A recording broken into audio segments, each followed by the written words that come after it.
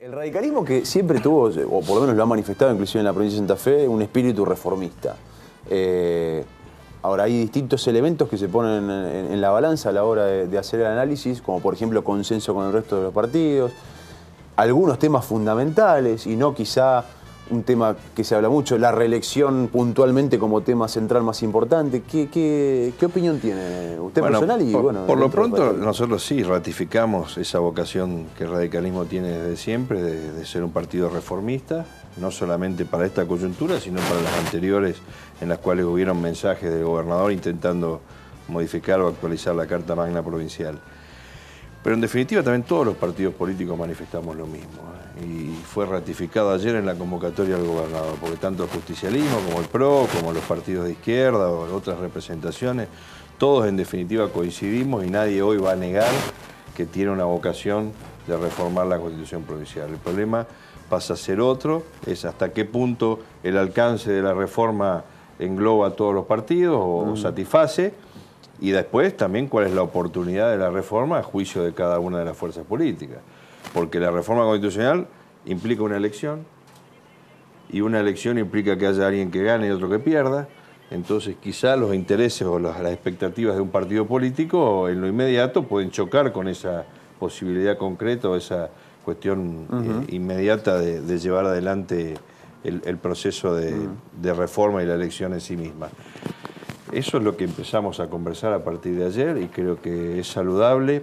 La foto de todas las fuerzas políticas con el gobernador de la provincia ayer es una foto importante en términos institucionales, creo que tiene un valor. Nosotros habíamos insistido con el gobernador en que ese era el mecanismo que entendíamos más adecuado, más acertado, la consulta a las fuerzas políticas. Es cierto que hay quienes se quejan de que bueno, recién ahora tenemos el anteproyecto, podemos empezar a conversar a partir de ahora y eso nos va a llevar un tiempo. Creo que si el tiempo es razonable hay que contemplarlo, si el tiempo es una dilación más como una estrategia política, bueno, será cuestión también de no darle tanta importancia. Pero creo que lo primero es ponernos de acuerdo en qué temas queremos reformar. Hay muchos de estos que pueden salir por ley, es cierto, pero otros no. La autonomía municipal podría salir por ley, sí, pero es hora que la consagremos constitucionalmente y que le demos un alcance importante. La duración de los mandatos comunales, eso no puede salir por ley. La modificación de la mayoría automática en la Cámara de Diputados no puede salir por ley. Algunas cuestiones vinculadas a los límites de la reelección no puede salir por ley. Es cierto que también eso puede generar algunas dudas, porque en definitiva incorporar una limitante a la reelección, si bien uno puede estar de acuerdo, entiendo que es saludable que haya renovación y que haya recambio, y eso también en definitiva ayuda a que las normas estén congruentes con esa expectativa. También es cierto que quien gana la estatuyente podría decir que eso se aplica a partir de hoy para los que ya están. Ergo, un intendente no podría ir a la reelección si ya tiene más de 2 mandatos, o un legislador o lo que fuera. Bueno, forma parte del debate. Creo que hay, lo que yo percibí de ayer y de las conversaciones con todos los referentes partidarios, es que hay vocación al menos de por lo menos iniciar un proceso de diálogo, que de por sí creo que es un paso adelante. Después veremos si hay mayoría, si no. Nosotros mismos en el radicalismo nos hemos convocado para el miércoles de la semana que viene con todos los legisladores provinciales, las autoridades partidarias, por lo menos para empezar a conversar. Hay muchos de los temas que están en el anteproyecto del gobierno que no hemos conversado todavía. Ejemplo, el balotaje. Ejemplo... que esa es la figura nueva dentro del sistema electoral. Sí, que la verdad que, bueno, uno puede estar de acuerdo, pero hasta qué punto incorporar un sistema electoral en la Constitución es discutible en términos de la rigidez que eso genera hacia adelante. Y bueno, yo no quisiera ser, por lo menos yo, quien dentro de 10 años alguien diga, che, ¿a quién se le ocurrió poner esto acá que no lo podemos cambiar? No sé cuál va a ser la realidad, cuál va a ser el avance de la tecnología, de la información, etc. En este caso, la representación pública. Pero bueno, es un tema que objetivamente no lo hemos conversado en el radicalismo y que lo vamos a poner sobre la mesa la semana que viene, junto con otros, como los que mencionaba, la intransferibilidad de los servicios públicos, de la caja provincial, las cuestiones que hacen también a un esquema institucional. La paridad misma, en el borrador que nosotros habíamos accedido, plantea inclusive llegar, inclusive la ley provincial que envió el Ejecutivo, la paridad en los propios cuerpos, eso cómo afecta al Senado de la provincia. Bueno, Digamos, son temas que nos gustaría charlarlo, no solamente hacia adentro de nuestro partido, sino con los demás, porque esto no es una construcción que uno hace solo, sino que la hace en conjunto para ver qué cuestiones los demás también pueden plantear. Hay un planteo del FRADE, de ampliar los alcances de la reforma. Bueno, creo que no tenemos que estar cerrados a eso. Hoy la sociedad está mirando otras urgencias, otras prioridades, y la tenemos que entusiasmar con temas que le lleguen y que estos cambios no solamente hacen a la política, no solamente hacen a la dirigencia o a los partidos, sino que hacen a la propia vida común. ¿Para qué serviría una reforma constitucional si los mecanismos institucionales seguirían siendo los mismos? Por ejemplo. ¿O para qué si solamente lo que cambiamos son cosas de la política? Exactamente, lo escuchaba Julián.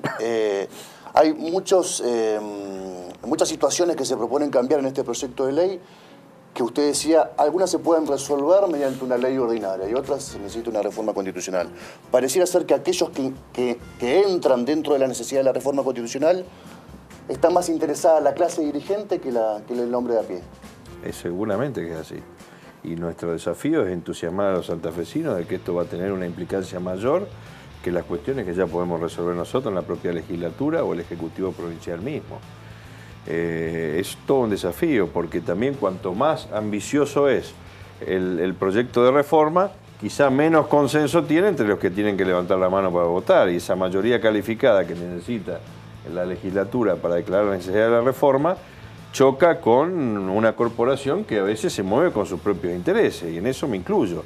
Y creo que eso va a ser una constitución que puede salir rápido, que puede tener una gran mayoría, pero después que a nadie le va a importar ni que se vota ni que se elige. Bueno, bienvenido que el gobernador haya entendido el argumento que dábamos del radicalismo cuando decíamos que no había que unificar las elecciones nacionales y que este es uno de esos elementos. Es un error que yo creo no van a cometer nunca más, yo creo que ningún partido político que gobierne la provincia de Santa Fe. Es más, yo creo que otras provincias han tomado nota de esto y ya están todos desdoblando su programa electoral. Usted hablaba de la rigidez que puede tener una decisión, que la va a tener, incluso si tiene rango constitucional, de aquí a 10 años, cuando, por ejemplo, planteaba el balotaje. Ahora, la estatización por siempre de las empresas de servicios públicos, encapsular esa decisión, además, y entregarle el monopolio del servicio público a una empresa del Estado, es fenomenal en la medida que haya un órgano de contralor de ese monopolio de servicio público. Bueno. Si no, va a quedar encapsulado y va a seguir siendo arbitraria la medida que adopte, en ese caso, la empresa estatal. Hoy hay una crítica social importante a las tarifas de energía, en general, tanto nacionales como en la propia provincia de Santa Fe. Yo no sé hacia dónde nos lleva la tecnología en términos de energía en el mundo. Sinceramente, hoy decir que dentro de 10 años yo mismo puedo generar mi propia energía y ser mi propia, bueno, no lo sé cómo vamos a terminar, y en eso creo que tenemos que tener nuestra carta magna, tiene que ser un parámetro de cómo funciona. Hoy es un disparate pensar en la privatización de la EPE o en la privatización de ASA.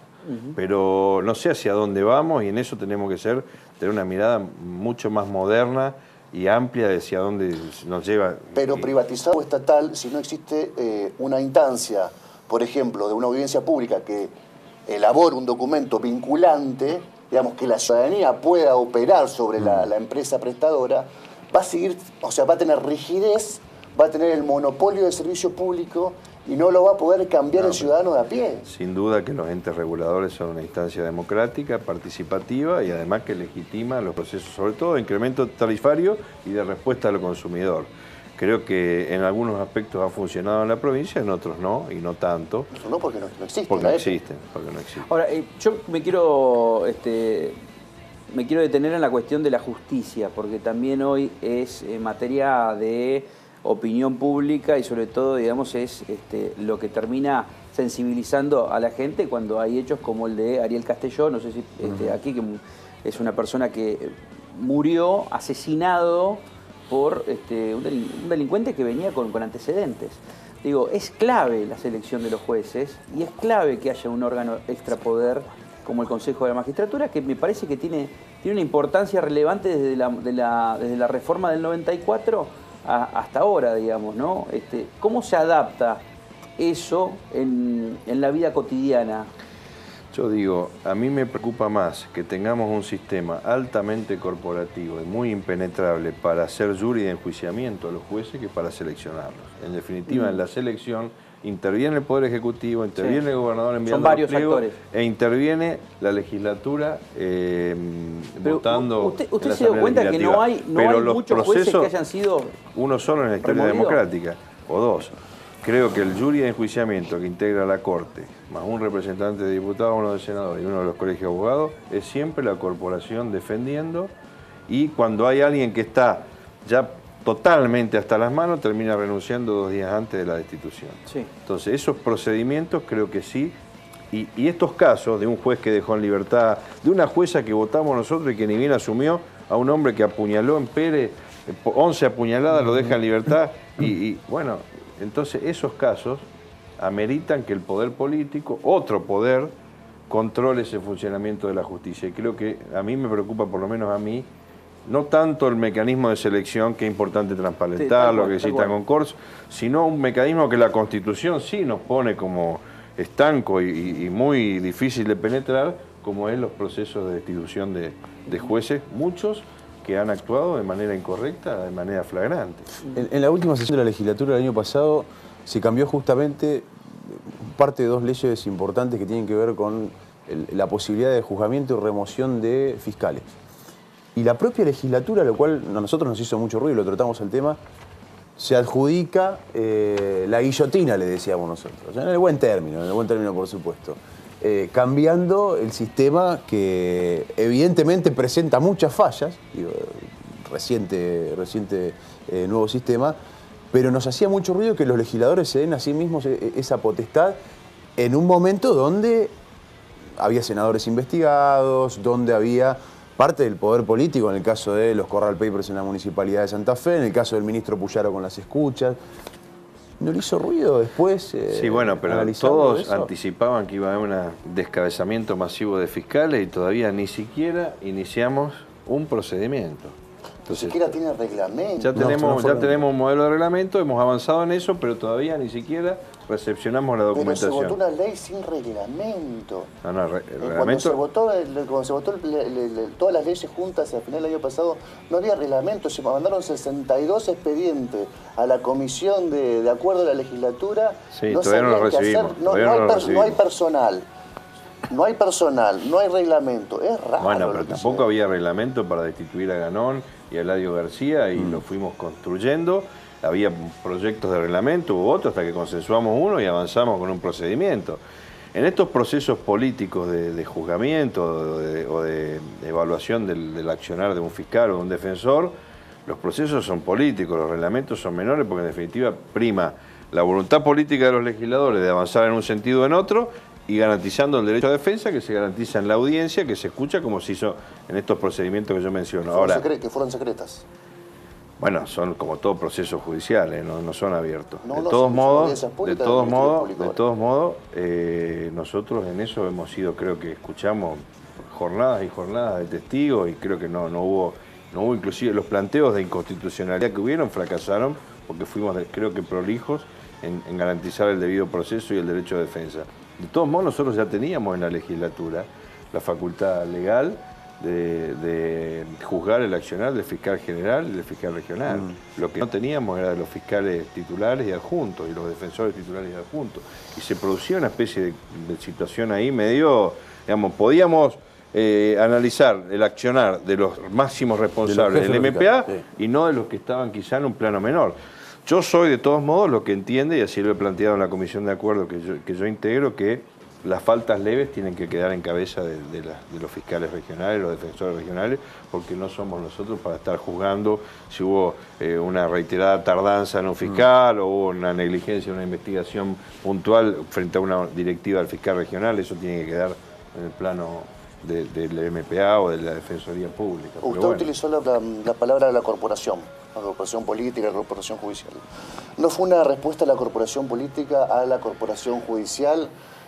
No investiguen a los senadores por supuesto desvío de fondos, no investiguen a Puyaro por supuestas situaciones desprolijas para ungir a un jefe policial como jefe de la provincia.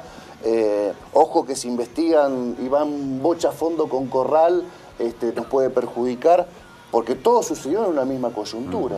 Si hubiera sido así, hubiéramos podido avanzar directamente sobre el fiscal general o sobre el fiscal regional. ¿Y saben cómo están las causas ahora? Todas paradas. Sí creo que fue una respuesta política a un conjunto de circunstancias que se daban en el marco del MPA, que tenían que ver algunas desviaciones en las actuaciones de los fiscales, a juicio de la dirigencia política, escuchas mal ordenadas, no solamente el caso del ministro, sino el caso del fiscal de Rosario que ordenó la intervención telefónica del teléfono de su expareja y de sus familiares, algún exceso en el accionar, en algunos casos puntuales, en las órdenes de allanamiento muy imprecisas, etcétera, que la verdad que contradicen, por otro lado, una necesidad y una voluntad política de darle más herramientas al MPA en el combate de la violencia y de la investigación del delito. Porque por un lado a mí me gustaría que el fiscal tenga facultades lo más inmediatas posible para actuar, en la mayoría de los casos, porque a veces si no perjudica la propia marcha de la investigación, pero a veces los mecanismos de control hacen que esas facultades que uno les brinda generen una desviación, un exceso, un abuso de poder, y bueno, es lo que el punto intermedio que estamos buscando. Que haya habido quienes han tenido otros intereses, pero no lo niego. Consigo que una cosa muy chiquita, consigo plenamente sobre la arbitrariedad que tienen los fiscales de grado con esta ley, que tienen superpoderes. Ahora, usted hablaba de allanamientos. No olvidemos que los allanamientos los termina homologando el juez, otro poder. Ese poder tiene poco... Que no se tocó. Tiene poco control. Pero bueno, las escuchas también. Es lo que señalaba yo respecto al funcionamiento de los jueces y las dificultades que hay a la hora de analizar el funcionamiento del Poder Judicial. ¿Es lo mismo tenerlo a Lifchit como candidato a gobernador en el 2019 que no tenerlo? No, para nada. Creo que el radicalismo, o amplios sectores del radicalismo, o sectores importantes del radicalismo, ven en la posibilidad de que Lifchit obtenga la reforma una candidatura que garantice la continuidad del Frente Progresista o el nombre que tenga. ¿Lifchit es la figura que los encolumna a todos? No sé si a todos, pero a unos cuantos más. ¿En la gran mayoría? Unos cuantos. Vamos a ver, yo creo que el radicalismo tiene... cada uno va a tener su mirada respecto al 2019 y le gustaría que los planetas se alineen de la manera que uno aspira, ¿no es cierto? Pero no necesariamente a todo va a satisfacer, porque Júpiter va a estar donde está y Saturno donde tenga que estar. Hoy no hay un, voy a utilizar una palabra bastante fuerte, pero que se tome como una comparación. No hay un tiroteo, digamos, como que existía a principio de la gestión de Macri y Lifchit.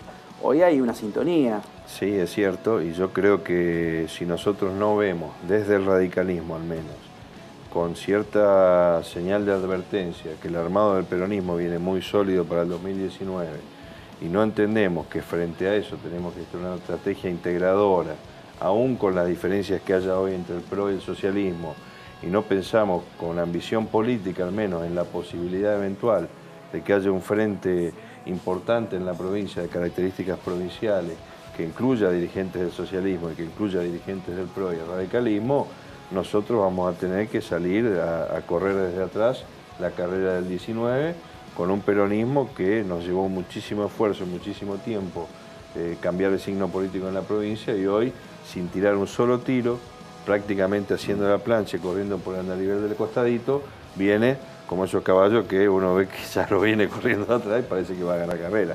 Bueno, a mí me preocupa mucho eso, creo que sería un retroceso en Santa Fe, más allá de las características personales del candidato, un estilo de gobierno que nos caracterizó en la primera etapa democrática, así como tuvo sus ventajas, también tuvo cuestiones que hoy no sería sano volver a vivirlas en el gobierno de la provincia. Ahora, porque tiene conceptual, ideológicamente, similitudes el PRO con el socialismo, porque uno lo ve alejado, ¿no? Yo veo que en el declaracionismo hay una distancia abismal. Sí. ¿Y en la forma de gobernar? En la gestión pública, yo veo la gestión de Rodríguez Larreta en Capital o en Ciudad de Buenos Aires muy similar a las gestiones, o la de Vidal, no la veo con diferencias O sea, con la gestión de Vidal es parecida a la gestión de Lichi. Yo creo que hay características similares en muchos aspectos. Creo que... No le va a gustar mucho. Bueno, no sé. Yo creo que puede que no le guste a Vidal. A Lichi no veo por qué no debería gustar. Redobló la apuesta. Pero, hay una nota que bien me decía el otro día en la mesa de producción Héctor Galeano que a mí me llamó la atención. Es como hay una bajada de línea de Casa Rosada o alguien de Casa Rosada tratando de indicar cómo debe ser la estrategia de los distintos distritos. Por ejemplo, ponen de manifiesto, digamos, que Santa Fe y Córdoba van a tener que alinearse atrás de un candidato natural, de consenso. Y a mí me llamó la atención eso, por pedido del radicalismo, además, dice la nota.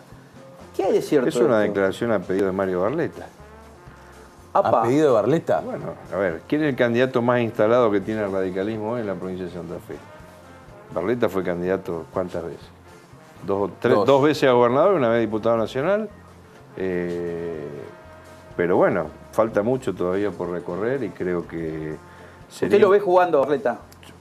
Yo lo veo decidido, pero veo que es importante que el radicalismo unifique en el marco de Cambiemos y trate que un candidato del radicalismo sea quien llegue a la gobernación. Ahora, si eso no fuera posible porque hay un esquema de primarias y no hay entendimiento entre los partidos, ni dentro del propio radicalismo, ni respecto al PRO, yo soy de los que descree de las primarias entre partidos, porque hay un partido político entero que queda debilitado y un partido político entero que queda fortalecido. Y eso no veo que en las coaliciones entre partidos sea lo más saludable. De hecho, hemos acompañado desde nuestro sector del radicalismo en muchas ocasiones a fórmulas integradas con el socialismo, a pesar de haber candidatos radicales. ¿Lo ve más instalado Barletta de Corral? Yo digo, a ver, no existe hoy un candidato natural en Cambiemos en la provincia de Santa Fe. Si usted me pregunta a mí quiénes son los candidatos más instalados o las figuras políticas más instaladas, del CEL y Barletta. Pero se vino, bueno, vino filoso. Esto que digo yo lo tendrían que decir ustedes que son periodistas, pero yo estoy haciendo un análisis político, nada más. ¿Está dejando fuera Corral? No estoy dejando fuera Corral. Ustedes me dicen que el candidato más instalado va a ser el que termine siendo, bueno, creo que están más instalados estas figuras porque han tenido campañas provinciales encima y otros no. No quiere decir que no tengan más potencial, bueno, usted que se no hace tengan fuerte, más muy fuerte en Rosario. Esa barrera que existe, digamos, para cualquiera que sea candidato del centro-norte, existe. Barletta la penetró, digamos, por lo menos a esa barrera. Le costó, pero por lo menos es conocido, ahora un poco más conocido en Rosario. Es difícil ser conocido para un candidato. Es muy difícil, tiene una realidad muy particular. La rosalinidad al palo, como yo le digo, tiene toda esta cuestión de que es mucho más relevante en el debate público de la ciudad lo que sucede en el Consejo Municipal que lo que sucede en la legislatura provincial, que lo que sucede en el Ejecutivo Provincial. Está como alejado. Lifchi, obviamente, que al ser de Rosario, haber sido intendente, tiene una impronta de una relación, una cercanía diferente que otros gobernadores. Quizá Wiener también lo había logrado, pero para otro dirigente político es muy difícil. Y hay una especie, no digo un establishment, pero sí hay sectores de la actividad industrial, comercial, de la producción, de los servicios, que también influyen mucho en eso. Me queda la frase de está más instalado Barletta y del CEL que Corral. Es un Yo no digo que estén más instalados el Corral, digo que hoy tienen un mayor conocimiento público, lo que no quiere decir que haya uno que sea mejor candidato que el otro. Eso se va a discutir en su momento. Gracias por venir. No, gracias a usted. Gracias, Julián. Mañana le vamos a volver a preguntar si sostiene todo lo que dijo hoy. Fue tremendo, esos últimos 2 títulos son tremendos. ¿Qué dije? Su equipo de prensa está un poco nervioso. Gracias, Galeano. Gracias por venir.